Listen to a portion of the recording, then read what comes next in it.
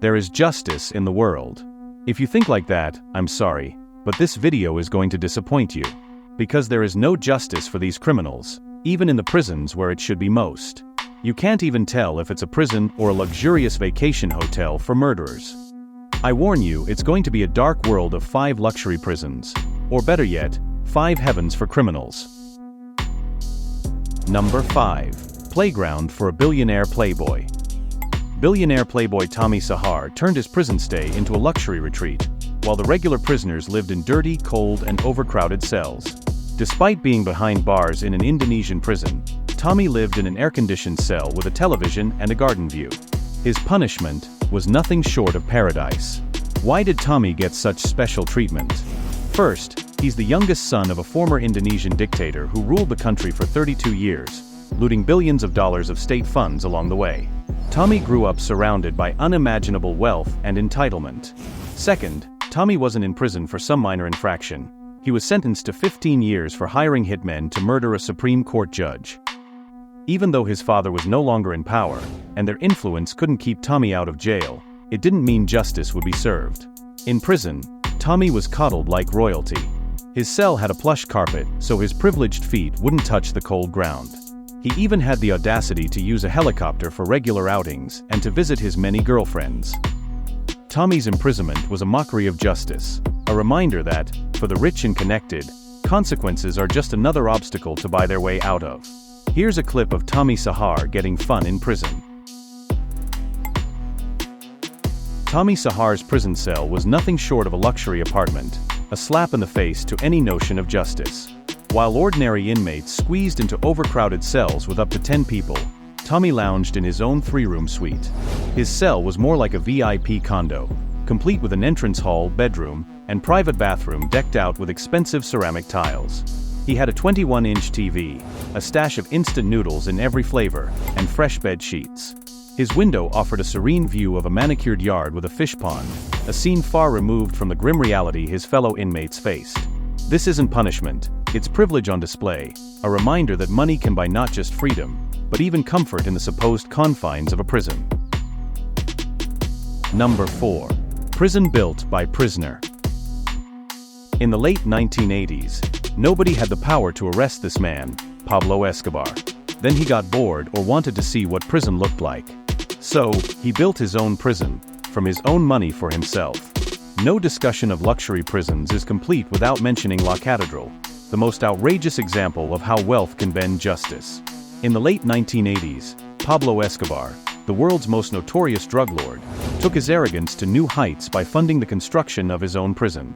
That's right, Escobar, who was flush with drug money, built his own fortress of comfort, safety, and luxury while supposedly serving time for his crimes.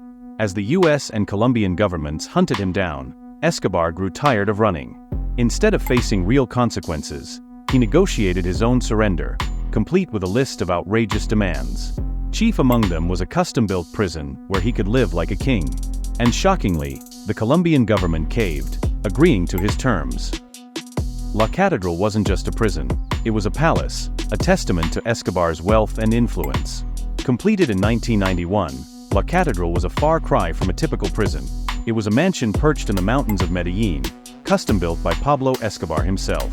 This wasn't about serving time, it was about maintaining his lavish lifestyle behind bars. Dubbed Club Medellin or Hotel Escobar, it was a playground for a drug lord. There was nothing maximum security about it, just maximum comfort. Inside this so-called prison, Escobar enjoyed a private kitchen, his own gym, a disco, a soccer field, a bar, and even a waterfall. His cell was a lavish suite featuring a circular rotating bed, a 60-inch TV, and a bathroom complete with a jacuzzi, hardly the accommodations of a man serving time. Escobar treated La Cathedral like his own private party venue. For his 42nd birthday, he brought in Medellin's top chefs to cater a lavish celebration, and he even hosted a wedding within the prison walls. Nights were filled with music, dancing, and endless fun. Escobar's stint at La Cathedral ended abruptly and violently when it came to light that he had murdered 4 of his own men within the so-called prison walls. This brazen act of brutality finally pushed the Colombian government to its breaking point. They decided it was time to move Escobar to a real prison, where he couldn't keep mocking the system. But before they could act, Escobar slipped away, vanishing through a secret escape route that led into the forest. It was his prison after all. La Cathedral was no longer just a joke, it was a glaring failure of justice. Today, the property has been handed over to a group of monks who have turned it into a monastery. Yet, La Cathedral will forever be remembered as Pablo's playground. Number 3. Prison Queen, Shock of the Country. In 2010, a camera crew made an unexpected visit to an Indonesian prison and captured footage that sparked outrage and an international scandal. What they found was nothing short of infuriating. Meet the prisoner at the heart of this controversy, Arita Suryana, a wealthy businesswoman sentenced to 5 years for bribing a government official. But Arita's prison sentence was nothing more than a minor inconvenience for someone with her wealth. Determined to live comfortably even behind bars, she used her money to manipulate the system yet again. Arita, the woman convicted of bribery, doubled down on her crimes while incarcerated. She paid off the prison warden and guards, and in exchange, her damp, grimy cell was transformed into a luxurious suite that resembled a 5-star hotel. Arita, a businesswoman, was living in a luxurious 64-square-meter cell with a flat-screen TV, a king-sized bed, a private bathroom, and even a karaoke machine. She was caught during a laser beauty treatment, inside her cell. This is supposed to be prison? It gets worse. She had 3 maids serving her like a queen, endless visitors, and regular visits from hairdressers and beauticians. This wasn't prison, it was a lavish hotel stay funded by bribes. When Indonesians saw the videos of Arita's posh prison life, they were outraged. This special treatment for the corrupt is a slap in the face to justice.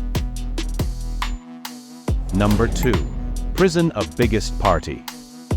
Juan Carlos Martinez, once a powerful Colombian senator with wealth and influence, saw his world crumble in 2009 when he was convicted of drug trafficking and connections to rebel groups.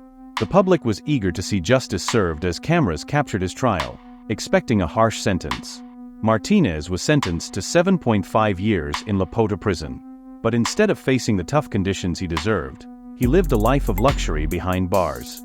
This was a slap in the face to Colombians who hoped for real consequences for his corruption. How could a man so deeply involved in crime end up living comfortably while the victims of his actions suffer?